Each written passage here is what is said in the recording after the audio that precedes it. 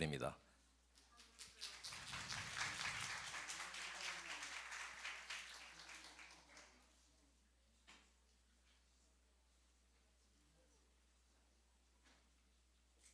지금부터 국회의원 이주영 사단법인 한국가정사학협회와 세계부변날위원회 그리고 전국 시장군수구청장협의회가 공동으로 주최하는 제2회 국회 다출산 포럼을 시작하겠습니다.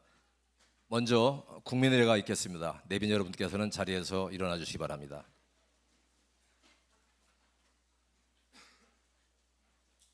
차렷.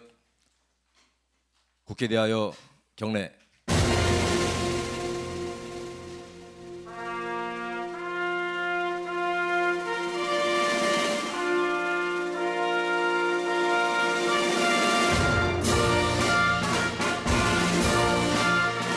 나는 자랑스러운 태극기 앞에 자유롭고 정의로운 대한민국의 무궁한 영광을 위하여 충성을 다할 것을 굳게 다짐합니다.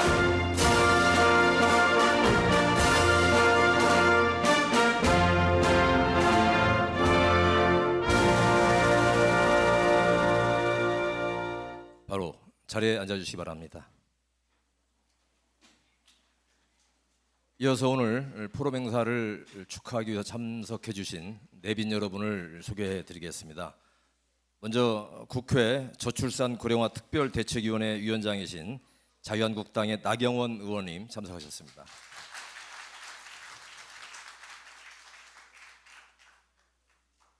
사단법인 아이코리아 김태련 회장님 참석하셨습니다.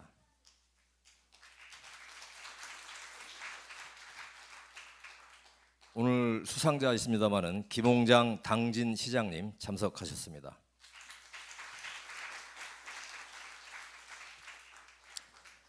여의도 순복음교회 수석 부목사이신 김상길 목사님 참석하셨습니다.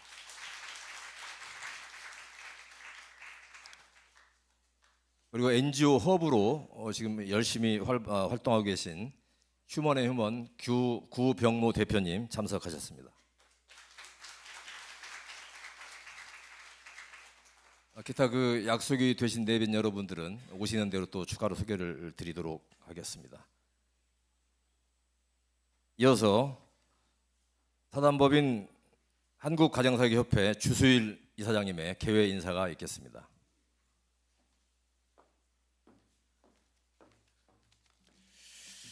안녕하십니까. 우리나라는 건국 이후 60년 동안 산업화와 경제성장을 통해서 이제는 국민소득 3만 불을 바라보고 또 K-팝과 드라마와 스포츠 등에서 한류를 만들어서 세계가 부러워하는 나라가 됐습니다. 그러나 내부적으로 남모르는 아픔을 안고 있습니다. 그것은 바로 OECD 국가 중에서 국민행복지수와 출산율은 최하위가 됐고 이혼율과 자살률은 제1위가 됐다는 것입니다. 이것은 그동안 우리나라가 지금까지 살아온 방향이 무언가 잘못됐었다는 것을 말해주고 있습니다. 그동안 우리들은 경제 발전에 전념을 해왔습니다. 그러나 아무리 경제가 발전한다고 하더라도 행복이 무너지면 경제 성장도 아무런 의미가 없어지는 것입니다. 가정은 인간이 태어나고 양육되어지고 거기서 행복을 누리며 살아가다가 임종까지 맞이하게 되는 삶의 요람이 되는 것입니다. 그래서 이혼율과 자살률의 증가, 국민행복지수와 출산율의 저하 등의 모든 현상들은 결국 다 이 가정이 무너졌기 때문에 일어나는 현상이라고 우리가 봐야 되는 것입니다. 특히 현재 우리가 당면하고 있는 저출산으로 인한 인구 절벽의 문제는 우리나라의 미래의 크나큰 재앙을 예고하고 있습니다. 그래서 저희 한국가정사학협회는 지나간 30여 년 전부터 산하의 50여 개의 기관들과 더불어 우리 국민들의 가정을 바로 세우는 데 전념을 해왔습니다. 그러다가 작년 5월에는 시청 앞 광장에서 제1회 건강가정 다출산 범국민운동을 벌였고 국회에서 다출산 포럼과 다출산 장려 시상식을 가져온 바가 있습니다. 그래서 금년에도 세계부변날위원회와 같이 이 국회에서 제2회 건강가정을 세우기 위한 다출산 포럼과 시상식을 가지게 되었습니다. 오늘 이곳의 이 행사가 우리나라 저출산을 극복하고 가정을 건강하게 하고 나라를 부강하게 하고 인류를 행복하게 하는 새로운 운동의 계기가 되기를 기대하면서 여기에 참석해 주신 모든 분들에게 감사와 동참해 주실 것을 부탁의 말씀을 드리는 바입니다. 이것으로 인사말을 대신하겠습니다. 감사합니다. 감사합니다. 다음은 국회 저출산 고령화 특별대책위원회 위원장이신 자유한국당의 나경원 의원님 축사가 있겠습니다. 박수를 맞아주시기 바랍니다.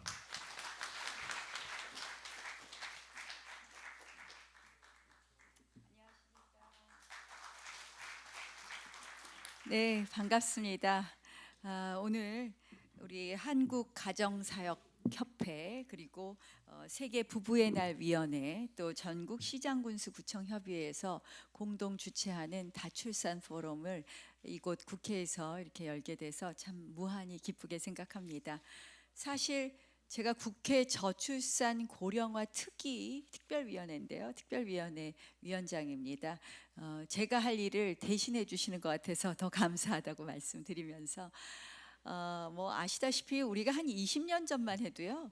인구 한 해에 태어나는 출생아 수가 100만 명이었습니다. 근데 작년에 처음으로 저희가 40만 명을 달성하지 못했습니다. 국가가 한 10년 동안 저출산 극복을 위한 예산을 110조를 썼다 그러는데요. 전혀 개선되지 못했어요. 그리고 올해부터는 생산 가능 인구, 그러니까 우리가 일할 수 있는 인구가 줄어들기 시작하고요. 작년에는요. 최초로 35세부터 40세의 산모 숫자가 25세부터 30세의 산모 숫자보다 더 많아졌습니다. 그만큼 초산 연령이 늦어졌다는 걸 말을 합니다. 그래서 굉장히 이 저출산 문제는요. 국가 위기 상황입니다. 왜냐? 우리가 앞으로 이렇게 인력이 없으면 이제 대한민국의 어떤 생산이 불가능해지는 거죠. 대한민국의 생산력이 떨어질 수밖에 없는 거기 때문에 이 문제를 극복하기 위해서는 나라에서, 국회에서, 뭐 정말 민간에서 다 같이 힘을 합쳐야 된다고 생각을 합니다. 그런 의미에서 오늘 포럼이 굉장히 의미가 있다고 생각을 하고요. 저는 두 가지가 중요하다고 생각을 합니다. 이 저출산 극복을 위해서는 여성이 앞으로 조금 더 사회 참여를 많이 할 수 있게 해야 됩니다.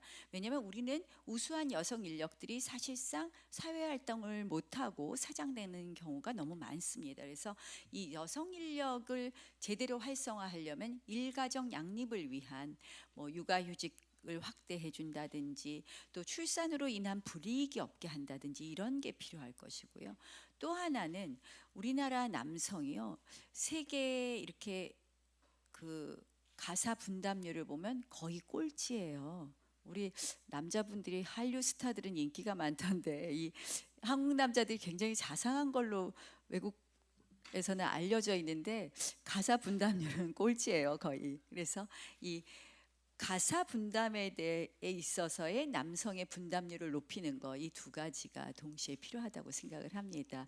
그런 의미에서 저는 이 부부의 날이 또 참 의미가 깊다고 생각을 합니다. 부부의 날이라는 것은 결국 부부가 서로 이 가정을 존중하는 것, 또 가정의 중요성을 깨닫는 것뿐만 아니라 이 가정을 잘 만들기 위해서 서로 협력하는 것에 대해서 다시 한번 생각할 수 있는 날이 되는 거라서 의미 있다고 생각을 합니다. 그래서 그런 의미 있는 날을 기념하여 이렇게 뜻깊은 포럼을 해주셔서 감사하고요. 여기서 좋은 의견이 나오시면 그걸 국회에서 입법화하도록 노력하겠습니다.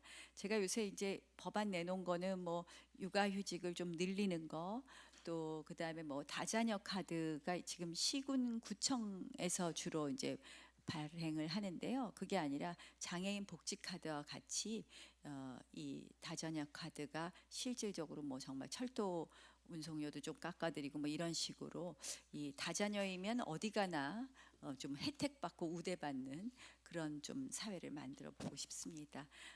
많이 또 같이 민간에서 협조해 주시길 바라면서 오늘 또 수상하시는 우리 당진 군수님 저 지자체 중에서 출산율 제일 1등이라고 들었는데 맞나요? 네. 그래서 우리 아마 군수님 굉장히 좋은 정책을 많이 하신 것 같아요. 그래서 축하드리고 오늘 또 수상하시는 우리 또 부부 계시죠? 예, 그래서 다 축하드리면서 제가 오늘 끝까지 앉아 있지를 못합니다. 저희 국회 일정으로. 그래서 여기서 나오는 이야기를 귀담아 듣도록 하겠습니다. 축하드리고 감사합니다. 네, 나 의원님 감사합니다. 다시 한번 박수로 감사의 뜻을 전하도록 하겠습니다. 참고로 당진시 같은 경우는 금방 의원님 말씀하신 것처럼 아기 출생 등록증을 이제 2월부터 발급하기 시작을 해서 저출산 극복을 위한 운동을 아주 적극적으로 하고 있는 그런 대표적인 시가 되겠습니다. 네, 이어서 아이코리아 대표이신 김태련 회장님 나오셔서 축사를 해주시겠습니다. 아시는 것처럼 아이코리아는 우리나라 부모 교육, 자녀 교육의 가장 그 독보적인 그런 역할을 해오신 그런 기관이 되겠습니다.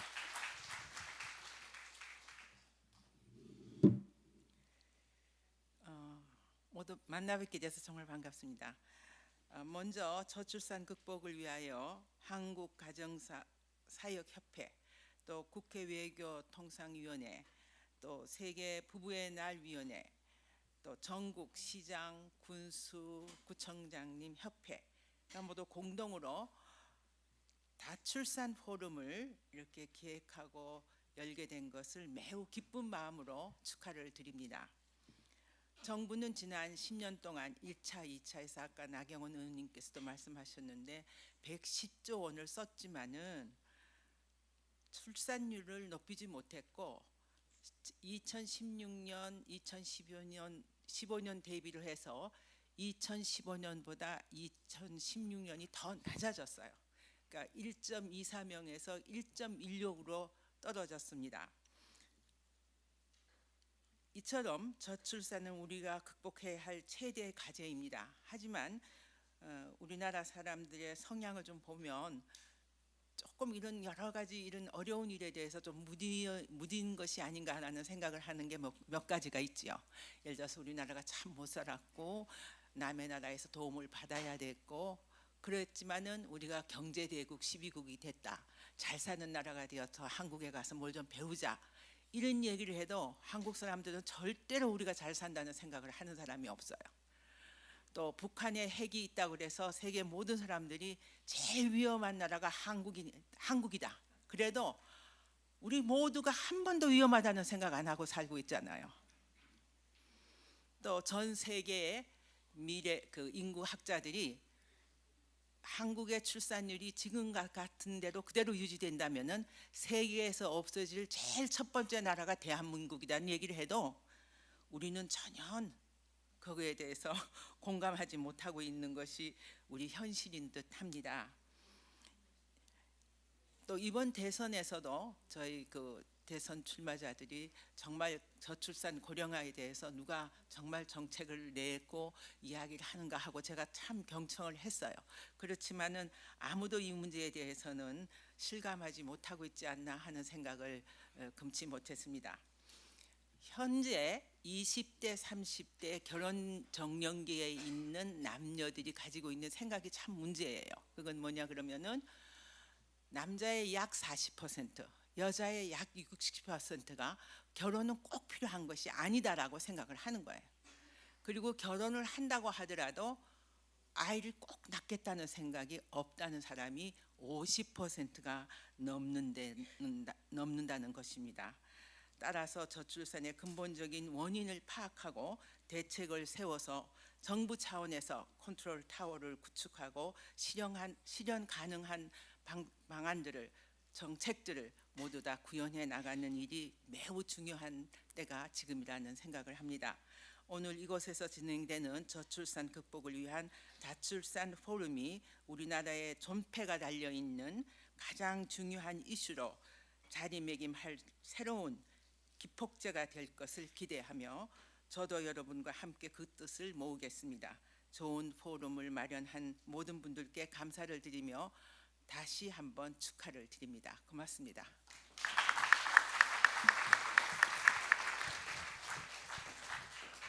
네, 마지막 이어서 이 행사를 공동 주최한 세계 부부의 날 위원회 권재도 대표의 인사 말씀 있겠습니다. 인사 말씀 좀 길어져서 죄송한데요. 권재도 대표의 인사가 마지막입니다. 이어서 바로 시상식으로 이어지도록 하겠습니다.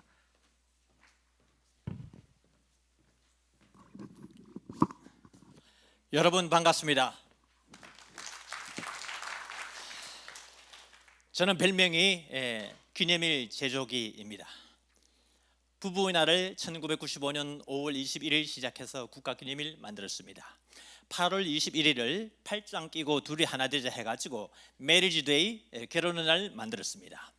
7월 3일을 출산과 비슷하기 때문에 출산의 날을 2005년도에 만들었습니다. 그리고 그때에 출산 왕상도 시상을 한 적이 있는데 그때 정부에 제가 많이 권장을 하고 독려를 했습니다.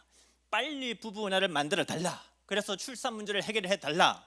그때부터 시작해가지고 아까 우리 나경원 의원님 말씀하신 10년 동안에 110조라 이야기를 하셨는데 10조 정도입니다. 제가 알기로는 그렇게 엄청난 것을 쏟아부었는데도 불구하고 오히려 더 떨어지고 있습니다.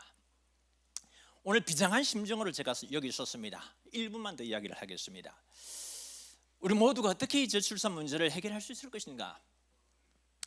제가 전국 저출산 그 지도를 팜플렛 오전 국회 기념식 행사를 주관하면서 그것을 이제 팜플렛에 실었었습니다.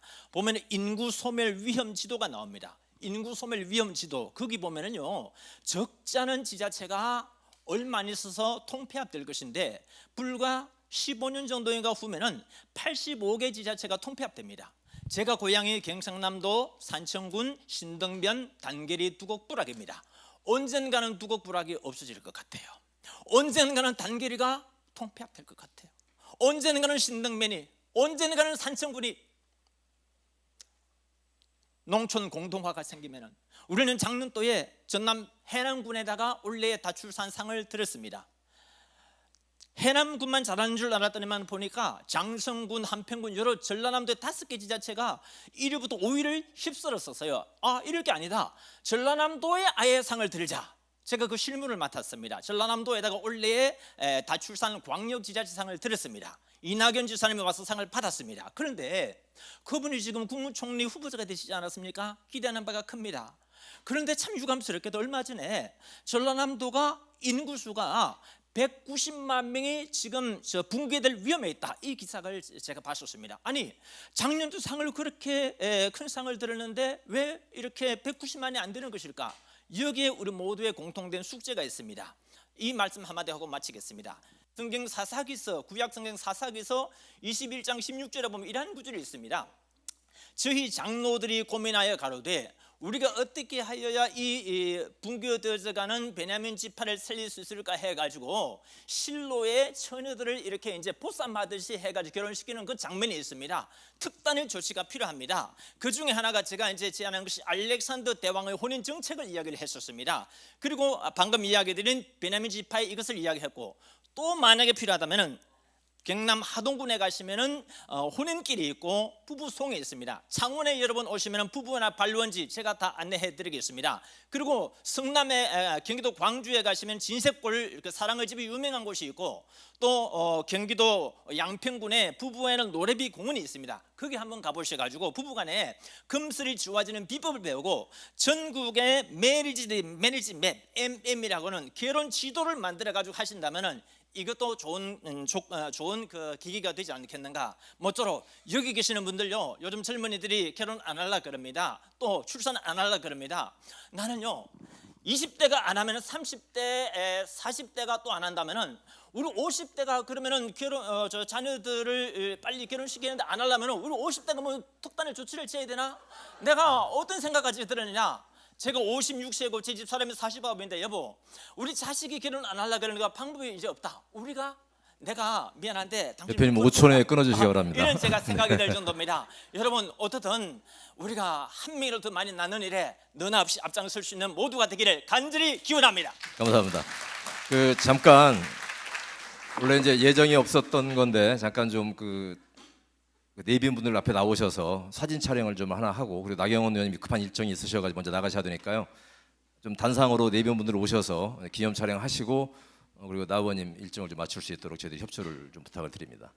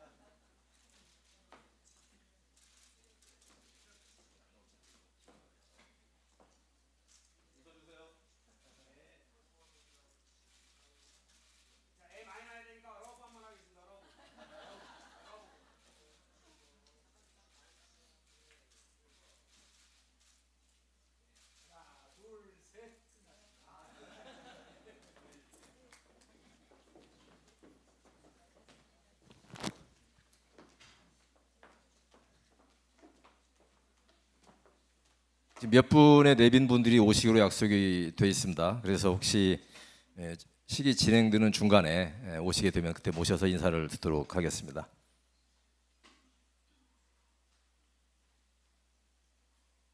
이어서 2017년도 다출산에 기여하신 기관 및 개인에 대한 시상을 진행하겠습니다.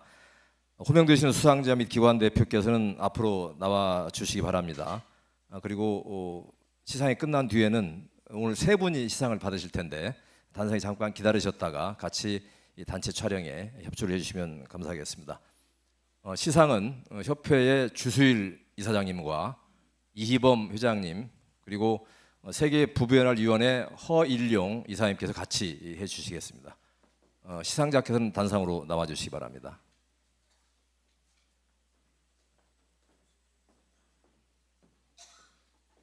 먼저 다자녀 가정상 시상이 있겠습니다. 2017년 다자녀 가정상 김상훈, 윤정희 부부 가정입니다. 앞으로 나와주시기 바랍니다. 이 수상자 가정은 지난 2000년부터 현재까지 10명의 자녀를 입양해서 양육하고 있습니다.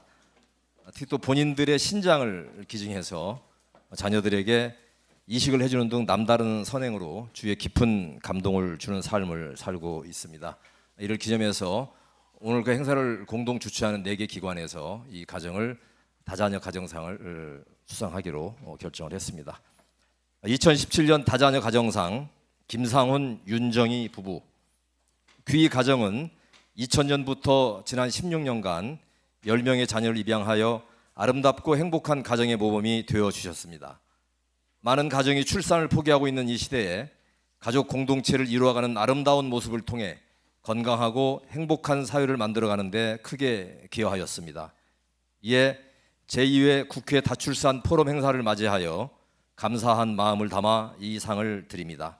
2017년 5월 16일 사단법인 한국가정사역협회 이사장 주수일. 다른 두 기관에는 약소한 부상이 지급이 되겠습니다만 이 가정에는 협회 특별히 현금으로 100만 원의 부상을 드리도록 하겠습니다. 네, 사진 촬영해 주시고요. 자녀들 잠깐 좀 나올 수 있나요? 10명의 자녀들.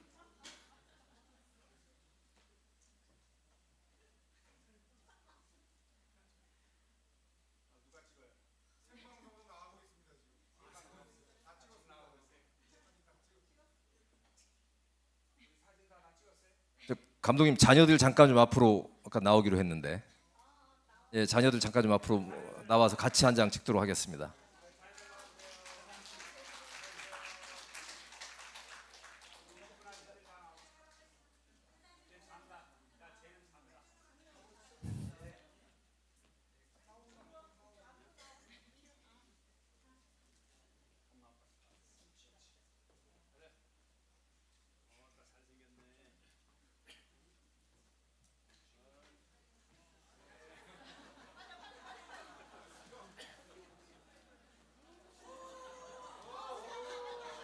이 자녀들은 모두 가슴과 마음으로 낳은 자녀들입니다. 뜨거운 박수로 축하해 주시면 감사하겠습니다.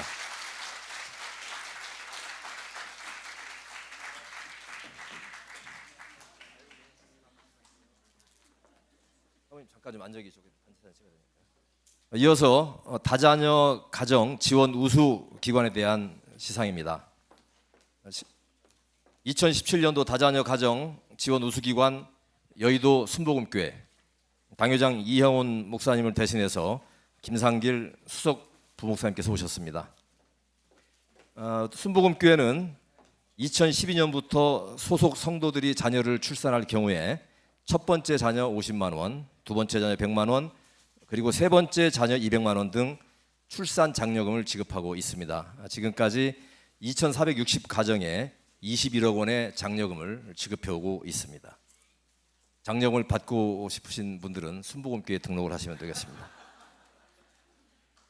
2017년 다자녀 가정 지원 우수기관상 여의도 순복음교회 담임 목사 이영훈.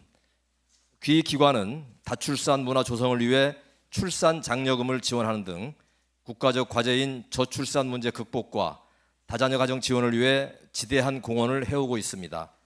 이에 제2회 국회 다출산 포럼 행사를 맞이하여 감사한 마음을 담아 이 상을 드립니다. 2017년 5월 16일 사단법인 한국가정사역협회 이사장 주수일. 시상은 협회와 나머지 3개 기관이 공동으로 시상을 하게 되겠습니다. 축하하러 오신 분들은 꽃다발 전해주시고요. 그리고 같이 기념 촬영해 주시면 되겠습니다. 네.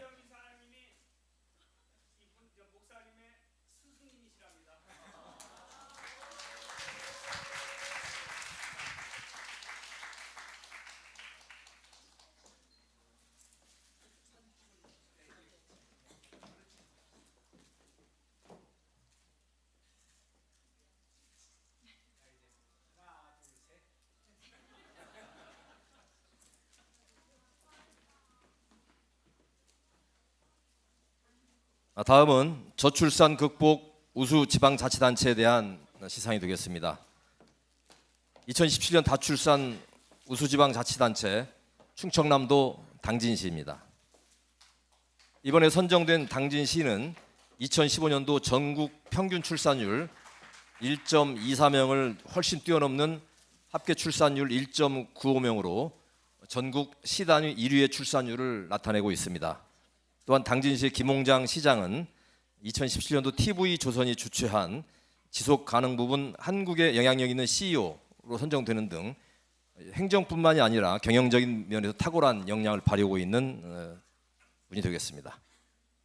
2017년도 저출산 극복 우수 지자체상 충청남도 당진시 시장 김홍장.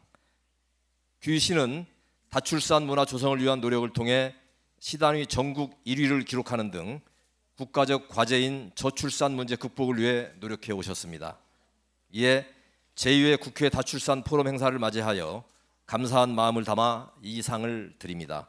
2017년 5월 16일 사단법인 한국가정사역협회 이사장 주수일.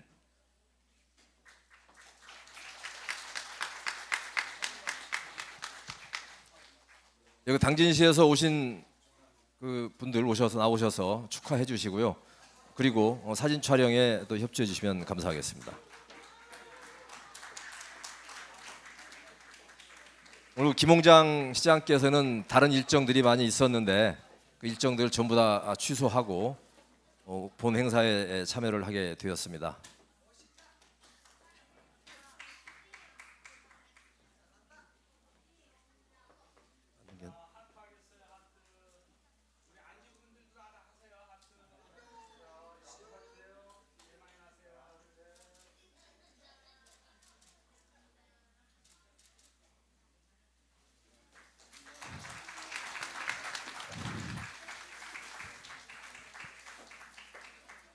그리고 지금 시장님 같은 경우에 이제 패널 토론에 참여를 좀 해주셔야 되는데 일정이 좀 촉박한 관계로 아마 그 2부 패널 토론에는 참여를 못하실 것 같습니다. 그래서 잠깐 모시고 당진시의 저출산 극복 정책에 대한 그런 말씀을 좀 듣도록 하겠습니다. 잠깐 앞으로 나오시죠.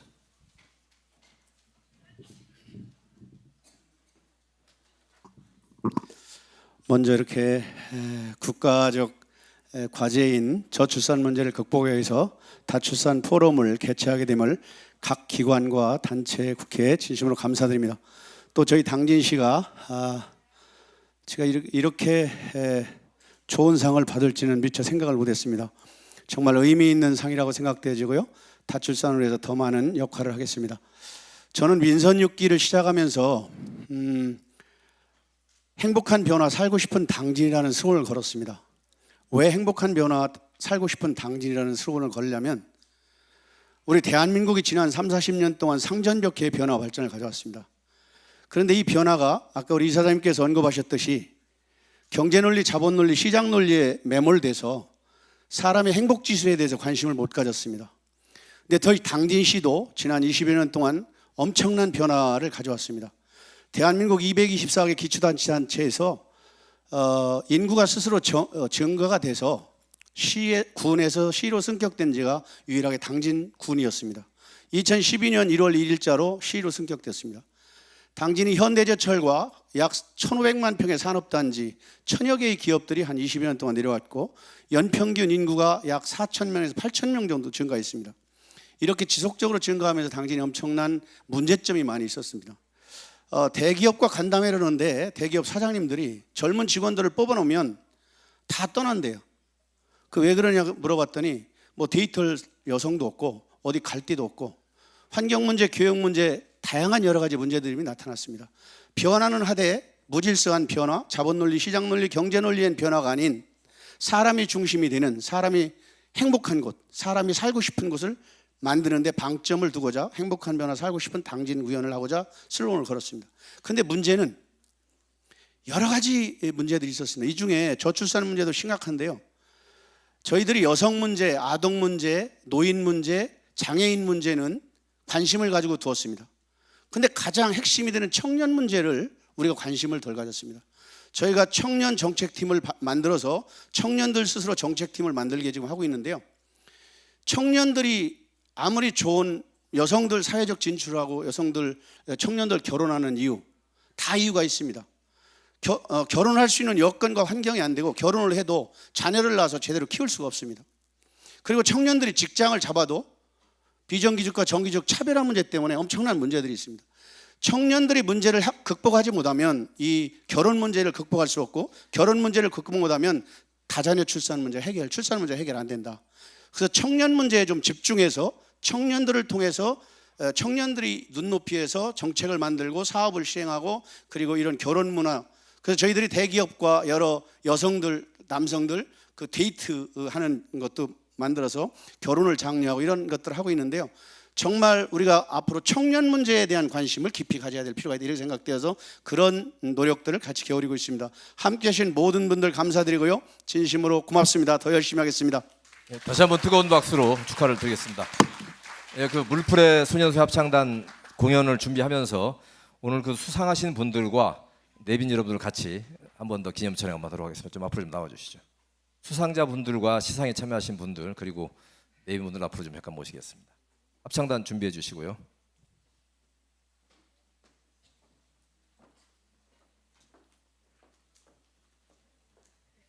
저희들이 사진 촬영을 의미 있게 하는 것은 결국 이런 포럼 행사나 이런 모든 것들은 결국 사진으로 기록이 남기 때문에 저희들이 증거를 잘 남겨놔야 됩니다. 허일용 이사장님 나오셨나요?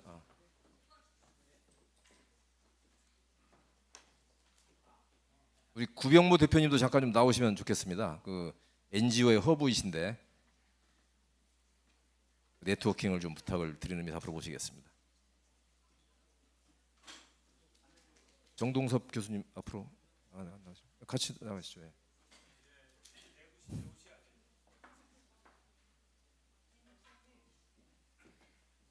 이수경 원장님도 좀 나와주시고. 예.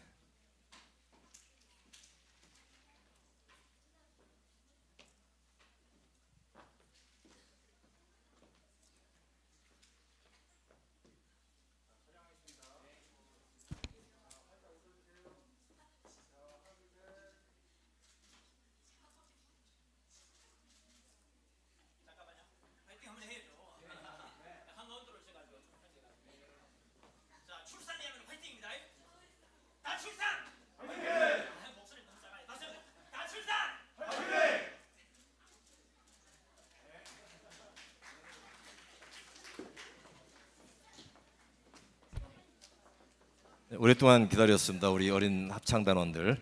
자, 이어서 본 포럼 행사를 축하하기 위해서 물풀의 어린이 합창단, 소년소녀 합창단이 오늘 공연을 위해서 와주셨습니다. 앞으로 나가시죠. 경회수 단장님, 네, 앞으로 모시겠습니다.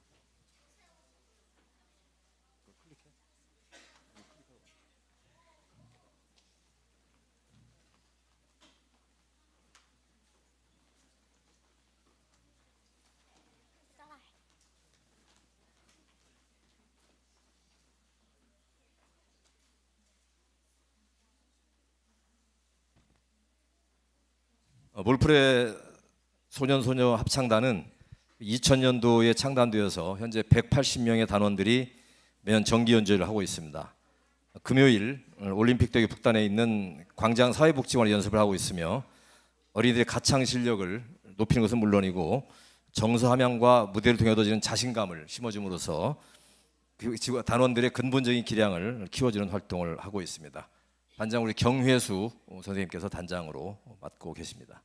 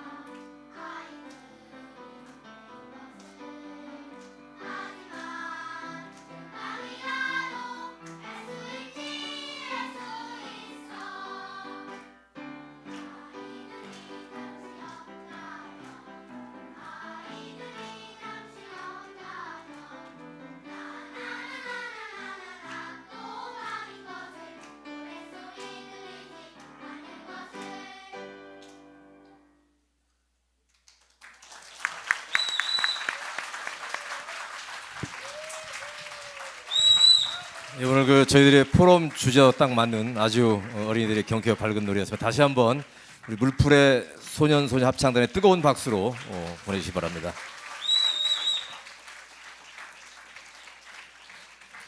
예, 이어서 이제 포럼의 본격적인 행사를 시작을 하도록 하겠습니다. 우리 이희범 가정사회협회 회장님께서 진행을 해주시겠고요. 잠깐 좀 안내 말씀 드릴 것은 금방 그 천정배 국회의원이 잠깐 다녀가셨습니다. 원래 축사를 하기로 약속이 돼 있었는데 세 군데 행사를 같이 지금 공동 주최하는 일이 있어서 급히 다녀갔습니다. 그리고 안병원 전 석유협회 회장 잠깐 다녀가셨고요. 그리고 장릉민 미담장학회 상임이사가 왔었는데 많은 것 배우고 갔다고 이렇게 인사를 하고 나가셨습니다. 우리 이희범 회장님 앞으로 모시도록 하겠습니다.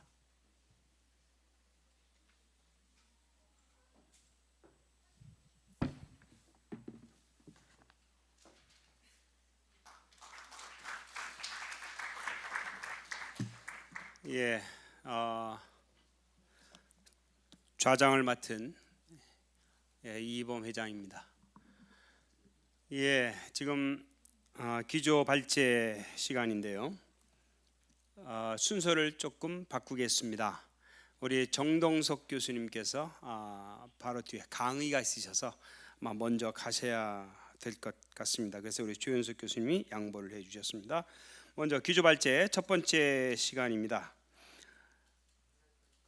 저출산 시대 부모 교육 왜 필요한가라고 하는 주제로 우리 정동섭 가족관계연구소장님께서 우리 발제해 주시겠습니다. 예, 박수로 맞이해 주시기 바랍니다. 예, 모시겠습니다. 저쪽으로 갈까요? 저쪽으로 가죠.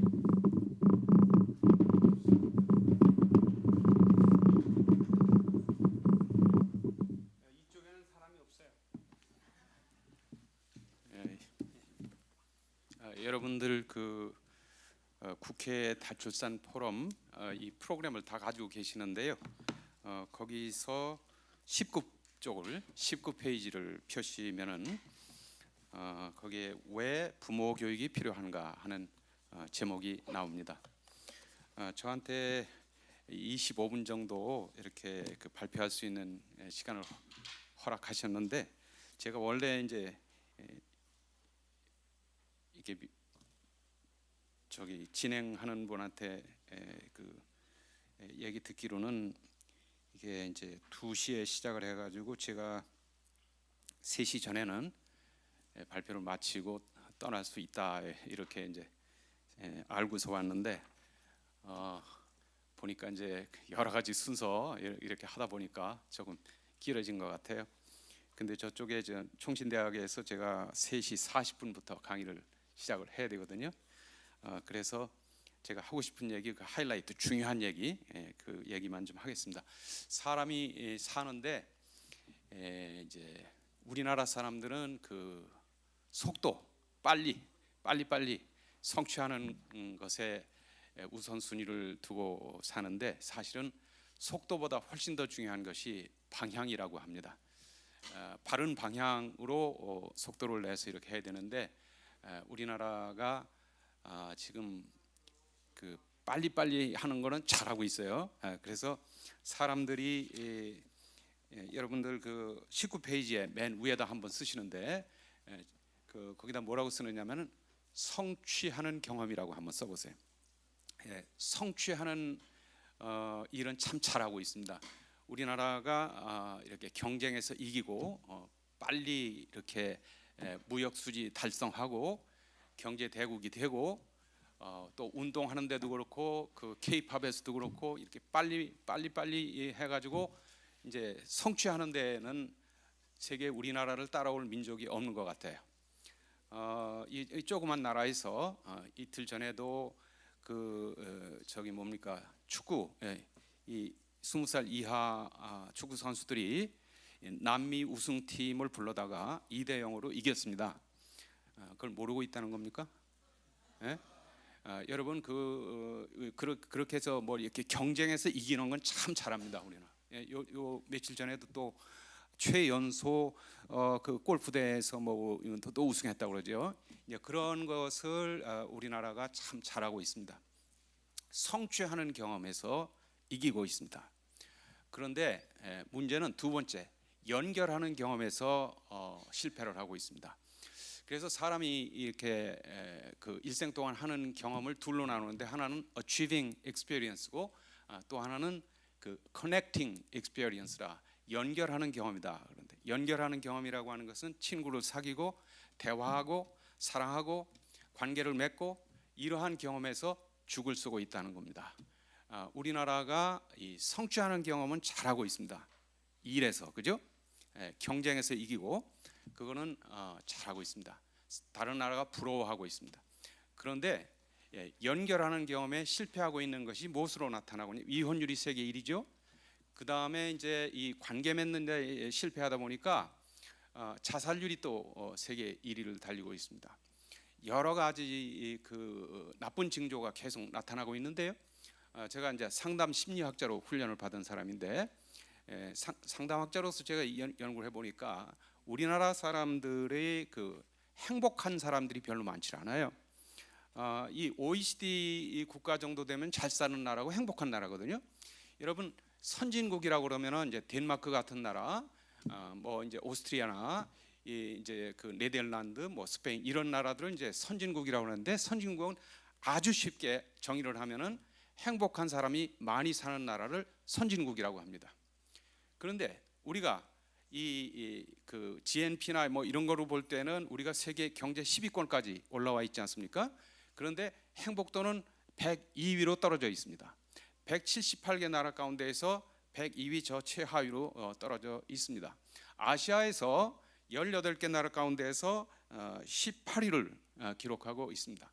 우리보다 훨씬 더 행복한 나라 필리핀, 중국, 일본이 우리를 앞서고 있습니다. 왜 그렇게 됐습니까?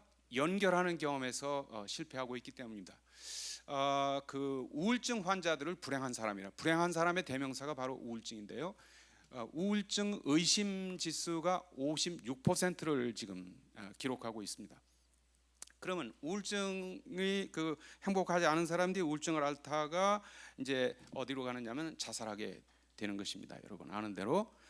그럼 우리가 지금 행복하지 않은데 애를 낳아가지고 이 불행한 아이들을 또 키울 마음이 없는 거예요. 그래서 지금 젊은이들이 대학 나와도 취직이 안 되고 전망이 없고 희망이 없는데, 그래서 7포 세대까지 지금 됐습니다. 7가지 연애를 포기하고 결혼 포기하고 뭐 아파트 사는 거, 주택을 구입하는 걸 포기하고 뭐를 포기하고 7가지를 포기하는 시대가 됐다. 그런데 애를 많이 낳으라고 돈 주겠다 그런다고 애를 낳게 되는 것이 아니란 말이에요, 현실적으로. 그래서 저한테 이제 그 부모 교육이 왜 필요한가 하면서 어떻게 하면은 저출산 말고 극복할 수 있는 다출산 사회를 만들 수 있는가, 그거를 학자로서 제시해 달라 이런 얘기를 하는데, 이 구조적으로 사실은 희망적이지 않습니다. 우리나라가. 그래서 이제 이 앞으로 전망이 이렇게 좋지를 않으니까 이제 정부에서 돈을 대줄 테니까 아기를 낳아라. 그게 해답이 아니거든요, 사실은. 현재 우리들이 행복해야 앞으로 이제 미래가 행복할 거다 해가지고 이제 아이를 행복하게 키울 거 아니겠어요? 그래서 이제 이런 얘기를 합니다. 이 웰빙이라는 말을 쓰잖아요. 그 해피니스, 행복을 갖다 행복한 정도를 한번 받아 쓰겠습니다. 생활 만족도라고 합니다. 생활 만족도, life satisfaction, 생활 만족도를 높이는 것이 이제 행복도를 높이는 건데, 우리나라는 지금 그 quantity of life, 삶의 양에서는 지금 6.25 이후에 300배가 늘어났다는 거예요. 삶의 양은 이렇게 경제력이나 이런 것은 300배가 늘어나는데, 그러면은 우리가 몇 배 더 행복해졌느냐? 그러면 삶의 질은 계속 떨어지고 있다는 거예요. 그런데 우리나라 사람들은 행복을 엉뚱한 데서 찾고 있다. 행복을 성취하는 경험에서 찾고 있는데, 이 성취하는 경험을 사람은 행복하게 하지 못한다는 거예요. 왜 그러냐면 그거는 금메달 따고 뭐 예를 들어 아주 상징적으로 그 박세리라고 여러분 아십니까? 박세리 모르는 사람 없죠? 골프 선수로서 성공했죠. 그 다음에 돈도 많이 벌었습니다. 그런데 얼마 전에 은퇴하면서 뭐라 그랬냐면 나는 골프 선수로서는 성공했을지 몰라도 개인적으로는 불행한 삶을 살았습니다. 본인이 그렇게 고백했습니다. 왜 그러냐면 돈이 사람을 행복하게 하는 게 아니고 유명해진다고 명예 이런 것이 권력이 이런 것이 사람을 행복하는 게 아니다. 행복은 연결하는 경험에 있는데 이 서로 사랑하고 관계, 친밀한 관계를 누리는데 행복이 있는 것인데 우리 저 박세리 선수가 이 골프에 그냥 몰두해가지고 일 중독자로 살다 보니까 연애할 시간 없었고요. 지금도 결혼 못 하고 있고요. 관계하는 일이 없는데 어떻게 행복할 수 있느냐는 거예요. 그 이제 상징적으로 그렇게 말씀을 하셨는데 우리나라가 행복하지 않은 이유가 어디 있느냐? 여러분 22페이지를 한번 넘겨보세요. 그 앞에는 어린이들이 왜 행복하지 않은가? 여기 앞에 나와서 노래한 이 어린이들은 잠깐 반짝이로 이제 위조된 행복을 보였습니다. 이게 노래하면서 울면서 노래할 수는 없잖아요. 그래 훈련 받은 대로 웃으면서 아주 행복한 척하면서 했는데 현실적으로 행복하지가 않습니다. 우리나라 아이들이 행복하지가 않습니다. 왜 그러냐면은 여러분 인성 교육에 실패를 하고 있다. 그래서 3페이지 3번을 보세요. 3번 바로 밑에 보니까 전 교육부 장관 문용린 교수님께서 이런 얘기를 했습니다. 그 굵은 글자로 되어 있는 마음을 교육하지 않고 머리만 교육하는 것은 결코 교육이 아니다. 영어 단어를 하나 더 배우고 수학 공식을 하나 더 외우는 것보다 온 가족이 함께하는 밥상머리에서 아이의 마음을 열게 하고 숨은 가능성을 끌어내는 것이 부모로서 먼저 해야 할 일이 아닐까. 그러니까 우리나라는 이 IQ 중심 교육으로 지식 교육은 참 잘하고 있다. 그래서 the smartest kid, 이 세계에서 가장 스마트한 아이들을 길러내는 나라단 말이에요. 예? 그런데 착한 아이들은 별로 없다. 똑똑한 아이들은 많이 키우는데 인성이 착한 아이, 이렇게 다른 사람과 소통하고 협조할 줄 알고 책임을 지고 이런 것은 안 가르치고 있다. 그래서 2년 전에 우리 국회에서 여기서 인성교육진흥법을 이제 통과시켜 가지고 인성교육을 법제화한 나라입니다. 여러분 인성교육이라고 하는 것은 가정에서 자연스럽게 되는 것이지 그걸 법으로 다 의무화한 나라는 세계에서 우리나라 처음이라는 겁니다. 예? 그렇게 해도 이걸 하지 않으면 우리나라가 희망이 없다는 거예요. 예. 여러분 이 조심스러운 얘기인데 지도자들 있지 않습니까? 요번에 박근혜 대통령의 인성이 저렇게 이렇게 무너진 사람인지 저는 몰랐습니다. 이 지도자부터가 인성이 자기 이 삶에 책임을 지지 않고 뭐 잘못한 거 지적하면은 부인하고 아니라고 그러고 그렇게 해가지고 감옥까지 갔지 않습니까? 그런데 그 밑에 그 지도자 우병우, 김기춘 그런 사람들의 그 인성이 어떻게 돼 있습니까? 예? 자기들이 그 문제가 이제 지적이 돼가지고 뭐 검사가 조사한다 뭐 하고 하면 다 부인하고 나는 최순실 모른다 그러고 아니라고 그러고 예? 다 아랫사람이 한 거고 나는 모른다고. 그 인성이 그 어린아이만도 못한 아주 책임질 줄은 모르는 그것이 이게 우리나라의 현실이에요. 지도자부터가. 그래서 이제 거기에 굵은 글자로 밑으로 한번 내려가 보겠습니다. 가운데 거기서 세 줄을 지나가 보니까 인성 교육은 자아 존중 의식, 타인 존중 의식, 민주 시민 의식이다. 교육학자 조벽 교수는 이것을 자기 조율, 관계 조율, 공익 조율이라는 말로 표현을 했습니다. 자기 자신을 사랑하고 이웃을 사랑하고 공동체를 조율할 수 있는 이것이 이제 인성 교육이라고 하는 것인데 거기에 이제 핵심 덕목이 뭐냐면 거기서 쭉 내려가다가 굵은 글자 있죠. 예, 효, 정직, 책임, 존중, 배려, 소통, 협동 이런 것은 이 관계하는 방법을 가르치는 것인데 이것은 영어 잘하고 수학 잘하는 거하고 관계가 없는 거거든요. 그것은 엄청나게 잘 가르치고 있는데 인성 EQ 교육, 대인관계 이런 것은 가르치지 않고 있다. 그렇게 해서 이제 우리나라가 이렇게 됐는데 우리가 행복하지 않은 이유를 제가 이제 전문가로서 분석을 해보니까 그 맨 위에입니다. 여러분 22페이지 맨 위에 보니까 우리나라가 행복하지 않은 이유가 4가지인데 첫 번째가 물질주의 때문이다. 돈밖에 모른다. 돈만 많이 벌면 행복할 거다. 요 가치관에 지금 문제가 있다는 거예요. 근데 이거 어른들도 그렇게 생각하고 젊은 사람도 다 이 물질주의 사상에 빠져 있단 말이죠.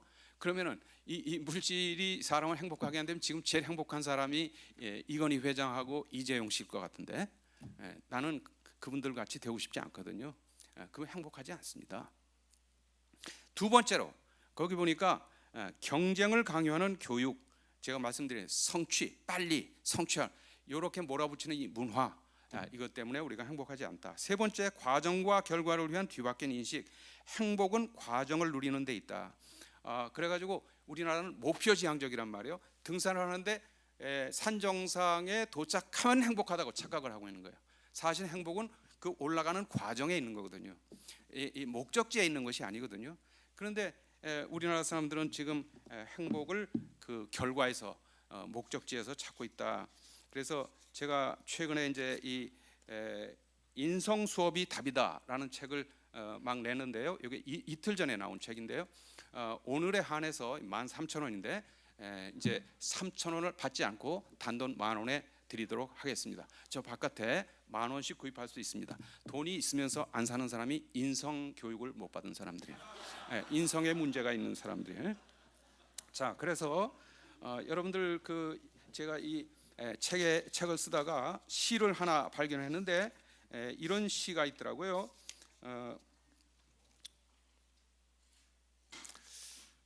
죽을 지경이었다라는 시를 누가 썼는지 모르는데 제가 여기서 인용한 겁니다. 처음에 나는 대학에 들어가기 위해서 고등학교를 마치느라 죽을 지경이었다.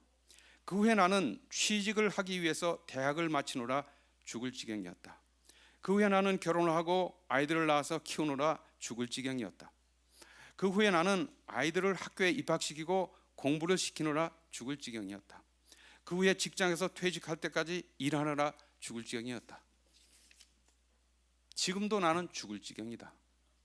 갑작스럽게 내가 왜 사는지 이유를 알 수 없는 처량한 나를 발견한다. 어떤 분이 이런 시를 썼어요. 근데 우리 모두의 심정을 잘 대변하고 있지 않은가? 선진국이란 나라는 그렇지 않거든요. 이 과정을 누리고 하루하루의 과정, 일상생활이 행복한 거예요. 그런데 이렇게 목표지향적으로 뭐 하고 나면 행복하겠지, 그러다가 불행하게 일생을 살고 죽어가는 것이 한국인들이다. 그런 얘기를 하고 있습니다. 그래서 우리가 저는 그 여러 가지 여기 제시를 하고 있는데 26페이지를 보겠습니다. 이제 제가 끝날 시간이 됐는데 너무 오래 하는 것 같습니다. 26쪽에 보니까 네 가지 부모 역할 유형, 부모 양육 태도. 자, 그러면 부모가 어떻게 아이를 키워야 되느냐? 제가 이제 오래전에 parenting behavior, 부모의 역할 행동을 연구해 가지고 이제 미국에서 박사학위를 취득하고 1989년에 왔는데요. 그 당시에 여기 순복음교회, 사랑의 교회, 온누리교회, 우리나라의 대표적인 교회의 어린이들을 대상으로 연구한 결과 사람들이 부모가 자녀를 양육하는데 1번 보세요. 1번 permissive parenting, 허용적인 양육 태도. 거기 저 밑에 괄호가 있죠. 괄호를 채우는데요. 허용적인 부모. 우리나라에 지금 허용적인 부모가 아주 많습니다. 왜 그러냐면 아이들이 하나밖에 없으니까, 둘 아니면 하나를 낳아서 키우니까 애들을 공주 왕자처럼 키운단 말이에요. 그러니까 애들 원하는 거 다 허용하고, 허용적인 부모. 두 번째 양육 태도 authoritarian, 독재형 양육 태도. 그러니까 이 독재적인 권위주의적인 그 parenting 있고, 이것은 지난 시대에는 많이 그러는데 이것은 많이 지금 사라지고 있습니다. 세 번째 27페이지 보니까 27페이지 10번에 거기에 이제 민주적이고 균형 잡힌 멘토형 부모가 있다. 이것이 이제 우리 이 시대 우리들이 가르치고 배워야 할 이제 부모 역할인데요. 민주적인, 그러니까 이렇게 권위가 있기도 하면서 또 사랑도, 사랑과 권위가 이게 균형이 있는 부모가 지금 필요한 시대가 되었습니다. 마지막에 D번에 보니까 이제 그 neglectful, 방임적인 부모 양육 태도, 그러니까 무관심하고 애들을 놔놓기만 하고 방목하는 부모, 이렇게 이제 이런 부모로 네 가지로 이제 이야기를 하고 있는데 앞으로 저는 그렇게 생각을 해요. 지금 IQ 중심 교육은 뭐 계속 해야 되겠죠. 애들 공부 잘하고 뭐 그거 중요하죠. 똑똑한 아이를 키우는 거 중요하긴 한데 최선을 다해라 그러면 되는 거고 그 공부를 못해도 괜찮거든요. 진짜 지금 중요한 건 뭐냐면은 6번입니다. 6번을 보니까 거기에 EQ 교육이 필요한 말이에요. EQ. IQ 중심 교육을 지금까지 했는데 앞으로는 이 아이들의 감성 지수를 높이는 교육을 해야 되겠다. 이게 다시 말해서 대인관계 기술을 가르쳐야 되겠다. 제가 오늘 이 앞에 여러 가지 순서를 보면서 그런 생각을 했어요. 우리나라는 그 유치원 때부터 여러 가지 그 경쟁에서 이기는 걸 다 잘 가르치고 있는데 뭐를 제일 중요한 거 안 가르쳐. 사랑에 대해서 가르치잖아요. 어떻게 자기를 사랑하고 또 이웃을 사랑하고 친구를 사랑하고 남자친구 여자친구 어떻게 사랑을 안 가르치는 거예요. 그런데 반가운 소식이 뭐냐면 사랑은 배워서 습득할 수 있는 기술이다. 사랑하는 이 방법과 기술을 타고나는 사람은 없다. 사랑을 우리가 가르치는 거 이것이 이제 EQ 교육인데 EQ 교육이 이제 뭐를 의미하느냐 하면은 여러분들 28페이지 보세요. 다음 페이지에 보니까 다음 페이지에 EQ라고 하는 것이 무엇인지를 아주 쉽게 제가 설명을 드리겠습니다. EQ는 거기에서 위에서 6번째 보니까 영어로 다 5가지가 나와 있지 않습니까? 그러면 emotional quotient 감성 지수라고 하는 것은 첫 번째로 여러분 제가 번역을 해드릴 테니까 메모해 주시기 바랍니다. 자기 자신의 감정을 인식하는 능력을 자기 기분이 어떤지 자기 감정을 이렇게 스스로 인식하는 능력을 EQ라고 합니다. 자기 기분이 어떤지를 스스로 인식하는 거. 두 번째로 2번에 보니까 empathy with others. 다른 사람의 감정을 공감하는 능력이죠. 다른 사람의 기분이 어떤지를 이렇게 empathy 할 수 있는 공감할 수 있는 능력. 이것이 바로 EQ인데 제가 보니까 누구야? 박근혜 대통령의 EQ가 상당히 낮은 것 같아요. IQ는 엄청 높아요. 그래서 처음에 제가 속았잖아요. 영어 잘하고 그다음에 불어로 연설하고 중국에 가면 중국말로 연설하고 이야 저 양반 대단한 실력이다. IQ는 상당히 IQ 교육은 잘해서 하는데 이 국민들의 기분이 어떨까 이 공감하는 능력이 없어요. 공감을 못해요. 세상에 난 그렇게 불행한 사람 뒤늦게 알았어요. 밥을 항상 일생 혼자 먹었대요. 밥을 혼자 먹어. 친구 한 사람도 없대요. 나는 최순실하고 같이 먹는 줄 알았거든. 혼자 먹었대. 혼자. 본인이 불행한데 어떻게 국민을 행복하게 할 수가 있습니까? 세 번째 보니까 interpersonal competence 대인관계 능력 그랬습니다. 여러분 EQ라고 하는 게 결국은 뭐냐? 친구 잘 사귀고 대인관계 잘하는 능력 있잖아요. 그걸 EQ라고 합니다. 네 번째가 self discipline 자기 절제 능력. 그러니까 자기 통제, 자기 기분 조절하고 이렇게 자기 행동을 조절할 수 있는 능력을 EQ라고 합니다. 마지막에 제일 중요한 것이 self motivation 자기 동기화 능력. 그럼 자기를 동기부여시킬 수 있는 능력을 이걸 합쳐 가지고 EQ라고 합니다. 감성 지수라고 하는 것은 책을 읽고 배우거나 아니면 강의를 듣고 아니면 목사님 설교를 듣고 무엇을 깨달았으면 그것을 실천하는 능력이죠. 이 삶에 적용하는 능력을 자기 동기화 능력이라고 합니다. 이런 것은 가르치지 않고 이 영어 단어 많이 외우고 방정식 풀고 뭐 이런 것만 열심히 해가지고 아이들이 엄청 스트레스 받습니다. 그래가지고 여러분 지금 제가 이제 결론을 내리려고 하는데 여러분 어디를 보시느냐 하면은 20페이지로 돌아가겠습니다. 잠깐 동안 20페이지에 가가지고 거기서 한 가운데 보면은 4년 전이라는 문장이 시작되는 문단이 있습니다. 4년 전 유니세프가 어린이가 가장 행복한 나라로 네덜란드를 꼽았습니다. 한 네덜란드 작가가 그 비밀을 8가지로 풀었습니다.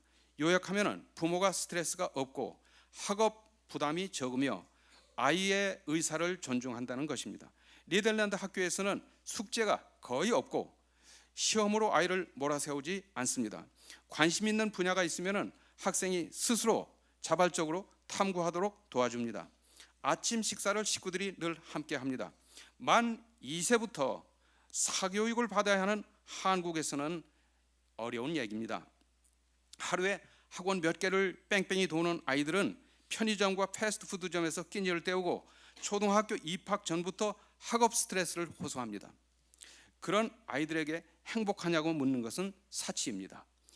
봄날은 찬란한데 학생들은 이즈음부터 초조해집니다. 중간고사가 다가오기 때문입니다. 학생부 종합전형, 논술전형, 정시 모집, 복잡한 입시는 그렇다 치고 당장 학교 내신부터 잘 받아야 합니다. 선생님들이 낸 함정 문제를 어떻게 피해나갈까? 아이들은 오늘도 머리를 싸매고 있습니다. 우리나라 아이들은 the smartest kids in the world로 인정받고 있지만 the most unhappy kids in the world로 평가받고 있습니다. 왜 그렇습니까? 학생들은 하루에 12시간을 학교에서 보내면서 한편의 서사시 같은 일과를 보냅니다. 한국 교육은 압력 밥솥, 학생들은 아동 철인 경기 출전자라고 볼 수 있습니다. 아이들이 행복하지 않은 나라의 미래가 밝을 리가 없습니다. 그래서 저는 그 방향을 이렇게 이제 제시하면서 제가 얘기를 마치려고 하는데요. 여러분 28페이지를 보겠습니다. 28페이지 우리 문화 전체 이 교육 입안자들이나 이제 국회의원들이나 모두에게 제가 호소하고 싶은 이야기인데요. 그 7번을 보겠습니다. 7번을 보니까 놀이가 답이다 그랬습니다. 우리나라의 문제는 어디 있냐? 애들이 놀 시간이 없습니다.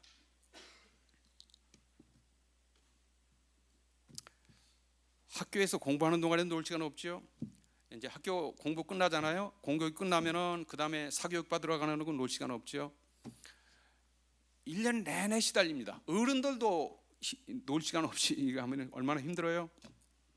그런데 선진국의 아이들은 저다 미국의 뉴질랜드에 가보면은요, 거기는 그렇게 서둘러서 빨리 그런 거 없습니다. 예를 들어서 강의를 하는데도요, 이제 40분 강의하고 20분을 쉽니다. 근데 우리나라는 50분 강의하고 10분 쉽니다.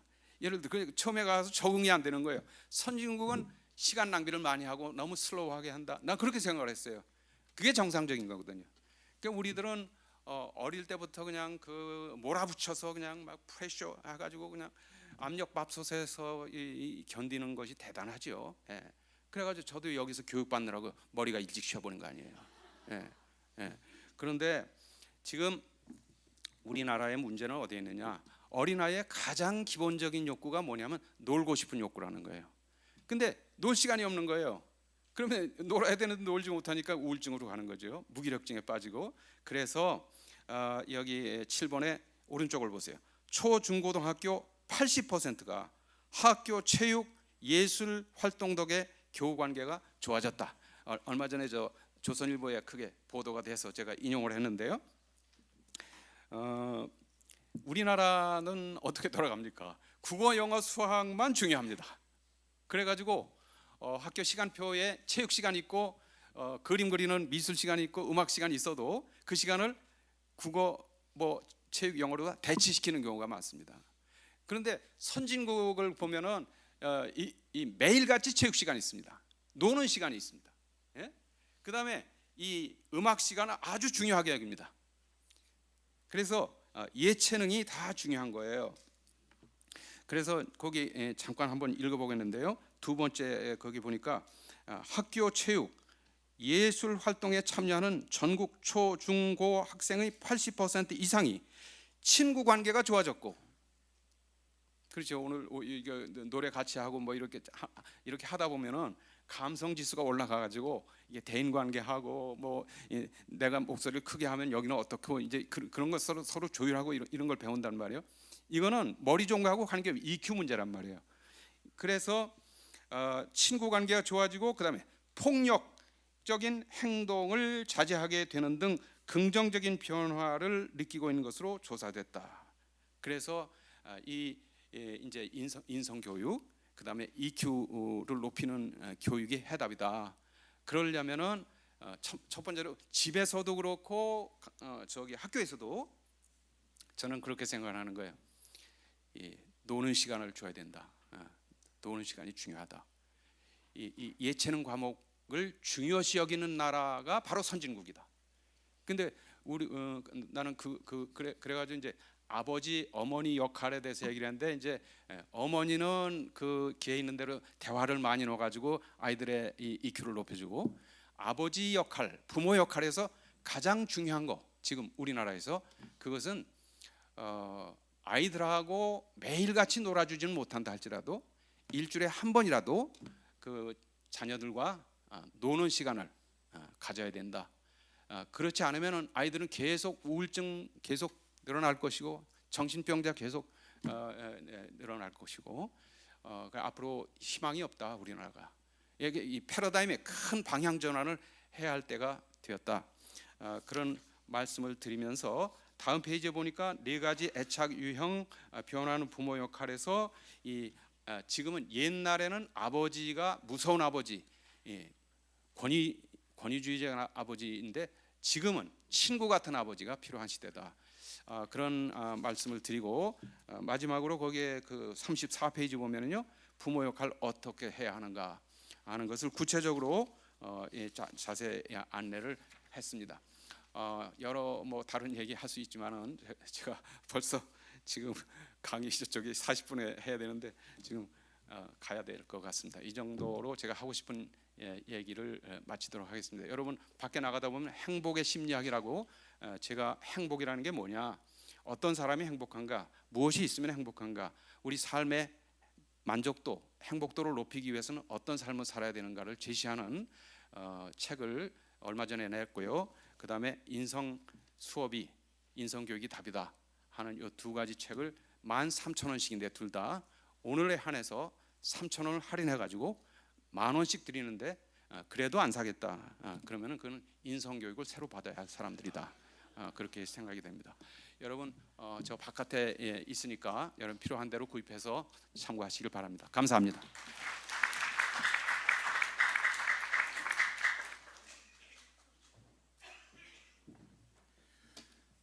예, 도전 많이 되셨죠? 많이 깨달으셨어요? 우리 인성 교육이 얼마나 잘 됐는지 우리 교수님을 향해서 하트 그리면서 사랑해요 교수님 한번 해볼까요? 예, 인성 교육이 별로 안 좋네. 다시 한번 감사합니다 교수님. 예, 계속 진행해도 괜찮을까요? 그래요? 예, 고맙습니다. 이 의자가 좋아서 쉬지 않아도 괜찮을 것 같아요. 예, 2번째 시간입니다. 우리 정동석 교수님 강의도 굉장히 유익하고 도전이 됐습니다만은, 우리 저출산 극복을 위한 우리 부모 자녀 관계 이해하기라고 하는 논제로 기조 발제해 주시겠습니다. 우리 조현섭 우리 총신대 교수님 모시겠습니다. 큰 박수로 모시겠습니다.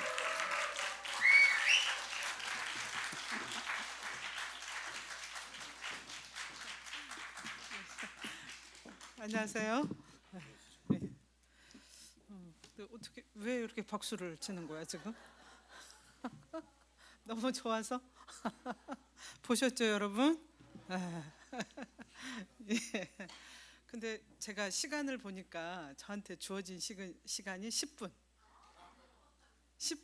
지금 35분부터 토론을 해야 되고 국회에서 행사하는 건 시간을 맞춰서 끝내줘야 되거든요. 그래서 저는 마저 정 교수님이 마저 다 하시기를 이렇게 고대하고 있었는데 네, 가셔서요.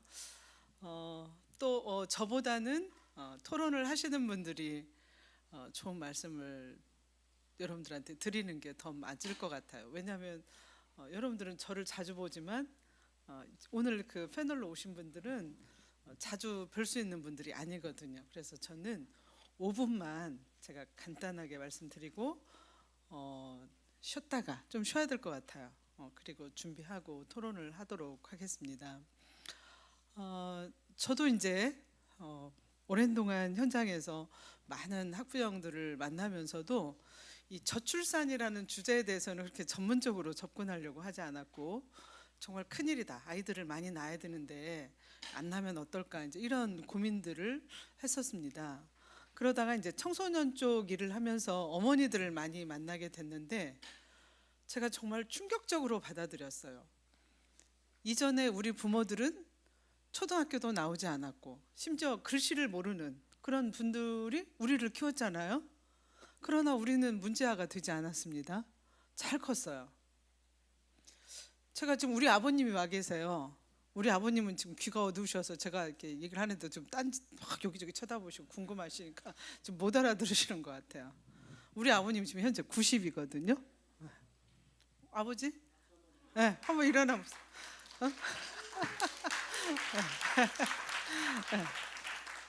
아버님이 90이세요. 아까도 오셔가지고 나는 병원을 한 번도 가지 않았다 그리고 큰 소리를 치셨는데 지금까지 한 번도 입원을 해보신 적이 없어요. 그냥 소소하게 뭐 지금 혈압이 조금 높으시고 당뇨가 이제 조금 있어서 병원을 다니시는 거 말고는 건강하게 잘 지내주셔서 너무 감사하게 제가 생각을 하고 있는데, 우리 아버님도 초등학교를 못 나오셨어요. 우리 어머님도 초등학교를 못 나오셨고 평생을 농사를 지으셨고, 그래서 저한테 무슨 교육을 시켰나 제가 생각해 보면, 지금 우리가 부모 교육을 시키면서 막 이렇게 ABC 방법을 알려주면서 이럴 때는 이렇게 해라, 저럴 때는 저렇게 해라, 우리 그렇게 가르치거든요. 우리 부모님은 저한테 그렇게 가르쳐 본 적이 없는 것 같아요. 우리 아버님이 지금 귀가 잘 들리면 제가 물어볼 텐데 좀 잘 안 들리셔서 제가 뭔 얘기하고 있는지 모르시는 것 같아요. 네.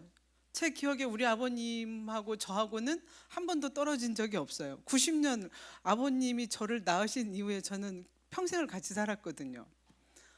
네. 평생을 같이 제가 모시고 사는데 한 번도 저한테 이래라 저래라 해본 적이 없어요.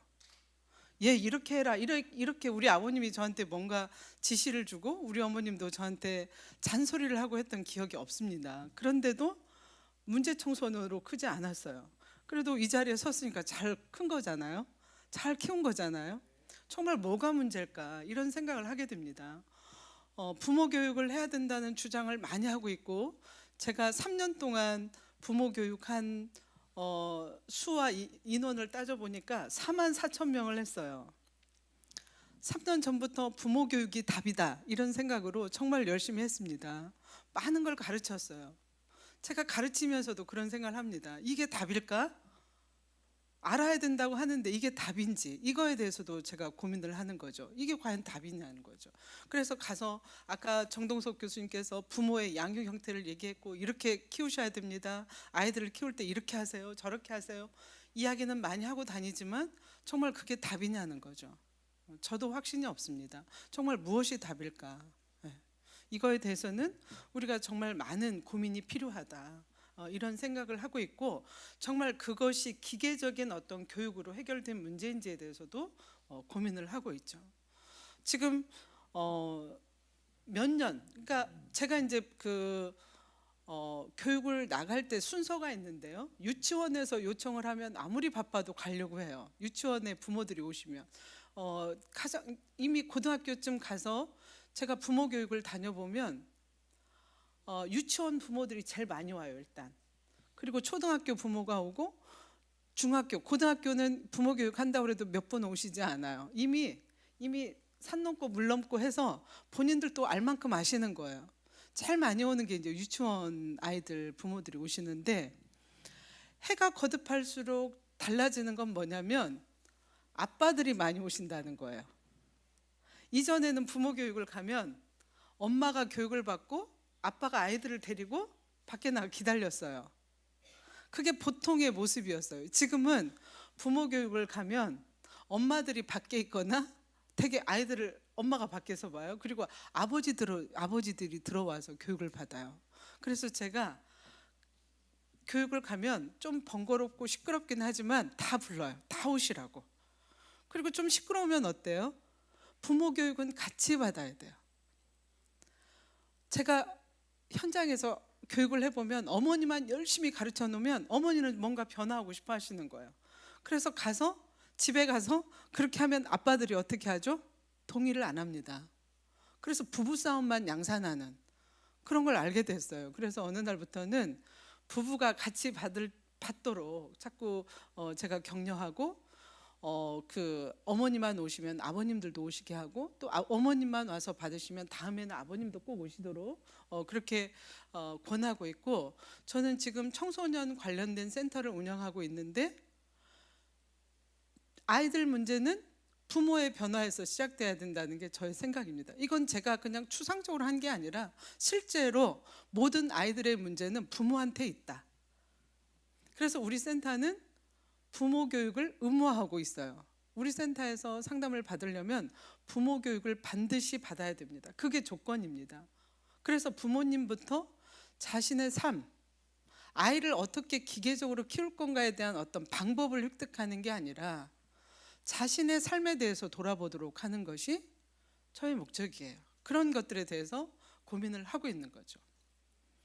그래서 오늘 저는 이제 토론 시간에 직접 그 아이를 많이 낳으시고 또 현장에서 청소년들을 가르치시고 계시는 교장 선생님 모셔서 이제 좋은 말씀 주실 텐데, 제가 바라기는 우리 이 단체에서 이런 것들을 건의하기를 바래요. 그리고 아까 나경원 의원께서도 입법 얘기하셨는데 제가 하고 싶은 입법은 이겁니다. 혼인 신고를 하기 전에 부부 교육을 받자. 이걸 법제화해야 된다는 거죠. 그리고 인센티브를 주는 거죠. 뭔가를 주는 겁니다. 교육을 받은 사람에 대해서 이후에 아이를 키우는 데 있어서 필요한 것들을 뭐 경제적으로 보상을 한다든가, 이건 이제 구체적으로 논의가 필요하겠지만 그런 것들, 그리고 아이를 출생했을 때 부모 교육을 받도록 하자. 그걸 법제화하자. 그리고 그런 교육을 받은 사람에 대해서 혜택을 주자.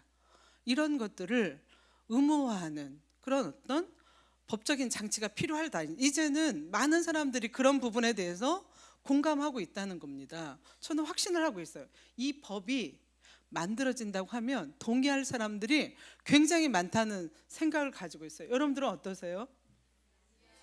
네, 저는 그런 생각을 가지고 있습니다. 그래서 제가 지금 이 모임의 공동대표를 하고 있는데, 제가 맡고 있는 동안은 그럼 입법화를 통한 변화를 시도하겠다, 이런 말씀도 드리고, 여러분들이 함께 해주신다면 충분히 가능할 거라고 보고 있습니다. 그것만 하더라도 저는 굉장한 변화가 있을 거다. 결국은 저출산하는 그 이유는 정말 많지만요, 부모가 부모로서 역할을 잘 하고 있지 못하다는 거에 대한 평가도 아이를 낳는데 굉장히 주저하게 하고 있다. 어머니들이 그런 거에 대한 고민을 하고 있다. 이전에 우리 어머니들은 아이를 낳고 어떻게 키워야 되는지 고민 안 하셨어요. 그냥 키웠어요. 우리는 어떻게 보면 저절로 큰 세대 같아요. 근데 지금은 어머니들이 엄청 고민합니다. 어떻게 키워야 될까? 태교서부터 나서 정말 기계적으로 아이들을 키우지만 그 아이들은 원하는 대로 되고 있지 않다는 거죠. 그래서 그런 어떤 아이 관련된 특별한 어떤 그 양육의 어떤 방법이 중요한 게 아니라 본질적인 문제부터 다뤄야 되는 그런 부분에 대해서 우리가 고민해야 된다 하는 것들을 저는 이 자리에서 말씀드리면서, 세부적인 것들은 제가 여러분들한테 드린 자료를 참고하시면 될 것 같고, 정동석 교수님이 아주 구체적으로 잘 써놓으셨어요. 그래서 그걸 참고하시면 될 것 같고, 또 제가 이제 오늘 제가 발표하려고 했던 거는 부모와 자녀의 관계인데, 정말 이전에 비해서 부모들이 자녀한테 너무너무 잘하고 있지만 그 부모의 관심과 그 부모의 교육을 받는 아이들은 부모에 대해서 그렇게 감사한 생각이 없다는 거죠. 우리처럼. 그건 또 왜 그러는 건지, 또 부모 자신도 자녀에 대한 책임이라든지 이런 것들이 굉장히 줄어들고 있다. 그래서 자신의 삶을 더 소중하게 여기는 이런 어떤 행태들, 이런 것들이 저출산을 유발하는 그런 원인 중에 하나일 거라는 그런 생각을 하고 있습니다. 물론 제가 말씀드리는 건 극히 지엽적이고 전체적인 것일 수 없다는 걸 제가 알고 있고요. 그러나 모든 문제를 한꺼번에 해결할 수는 없고, 우리가 할 수 있는 하나하나부터 해결해 나가는 그런 어떤 절차를 밟는 게 중요하겠다라는 말씀을 드리면서 토론으로 오신 여러분들께서 좋은 말씀을 주시기를 부탁드립니다. 고맙습니다.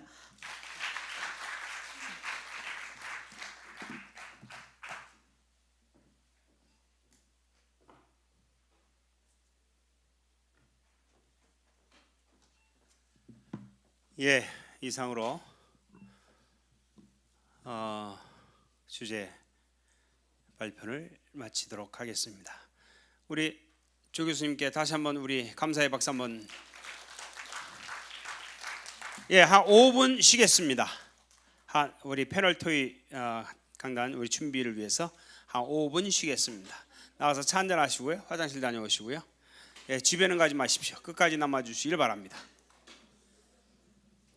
가장 중요한 시간이 남았습니다.